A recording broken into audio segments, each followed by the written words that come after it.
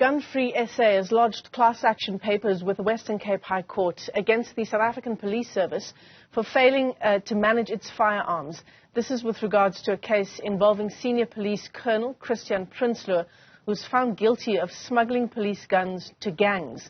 The Cape Flats Safety Forum is one of the organizations from affected communities that joined this class action suit.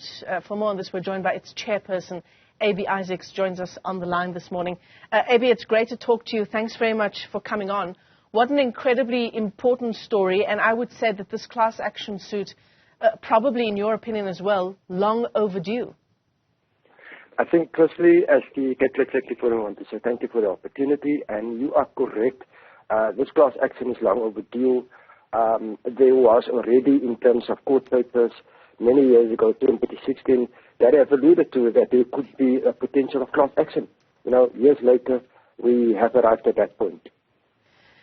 Just for the sake of our viewers who are trying to understand this class action suit and where it stems from, Abie, can you give us a sense, again, of just the history of this case, including Christian Prinsloo, and the hundreds of guns that he sold to gangs, and then those guns directly linked to the murders of over 1,000 people, many of them children?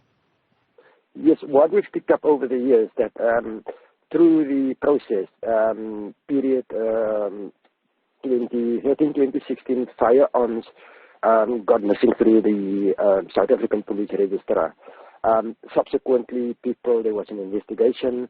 Prinsloo were then subsequently found guilty. And through that particular process, through that particular court process, it was then established that most of these firearms were sold to alleged gangs within the Western Cape, and in particular on the Cape Flats. So hence, in that particular period, we've seen an increase in what we call gang violence, and what we these days call no longer gang violence is urban terror, because during that innocent kids have been dying through these firearms that were sold through the police registry from an individual person to the Cape Flats gangs and subsequently to innocent people. Yeah. And this is an issue. Yes, Christian Prinsloo was found guilty, but activists have been telling us for many, many years that the reason why gangs thrive in places like the Cape Flats is because of police involvement and police support. Do you think that his case, Christian Prinsloo, and what he was doing is more widespread than just him? I think from our side of the Cape Flats Safety Forum, as you've indicated, we've joined the Partnership for Gun-Free South Africa, and as you've indicated, we want to extend our appreciation to Gun-Free South Africa and all the other partners that have come across, that have joined and pushed this lawsuit. Yes, we are just purely representing the community. We are just simply an NPO, but we reside in that same community. And in terms of the question that you're asking, we believe that this thing is much widespread than just the individual. Hence, we are saying that somewhere, an individual or the ministry, the state needs to be kept accountable because they did not keep those firearms under their control in secure places. Gun-Free South Africa, talking to some of the families who lost loved ones as a result of gang violence involving guns, tracing those guns to the stolen firearms from the SAPS's cache by Christian Prinsloo. Heartbreaking stories coming out of various areas of the Cape Flats. Abie, can you give us a sense of some of the people that would have been impacted by this? I think from what we've seen, we've engaged some of these parents, some of these communities that have been directly impacted. And yes, we've only touched the tip of the iceberg. We firmly believe that there are more firearms. Yes, firearms have been extracted, and from that amount of firearms, there has been extraction. But not all those firearms. We firmly believe that even if you look at currently in the Cape Flats, for the past 3 weeks, there has been again a subsequent flare-up of firearms, gang violence, firearms being used. First, last night, in my area where I stay, a person shot again, cause firearm. The day before that, person shot in Deacon Valley, cause firearm. So, yes, the Prinsloo guns is but just one element. When we say that, then we look at further, from our side of the Cape Flat Safety Forum, we've taken it a bit further. 2017, the year August 2017, at Mitchells Plain Police Station itself, 15 firearms got missing. Not missing, the media have said missing. We believe it's stolen.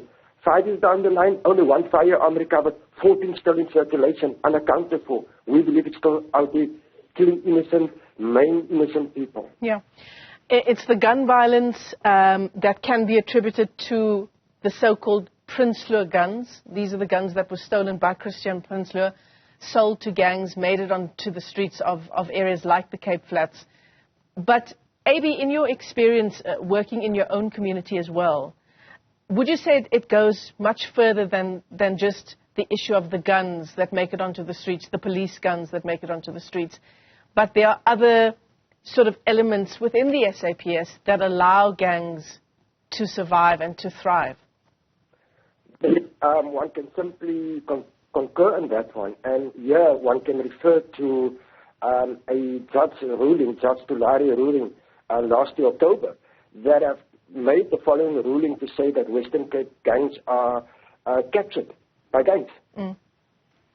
That's a High Court ruling. Subsequently, the Premier of the Western Cape then appointed an ombudsman to verify that information is true.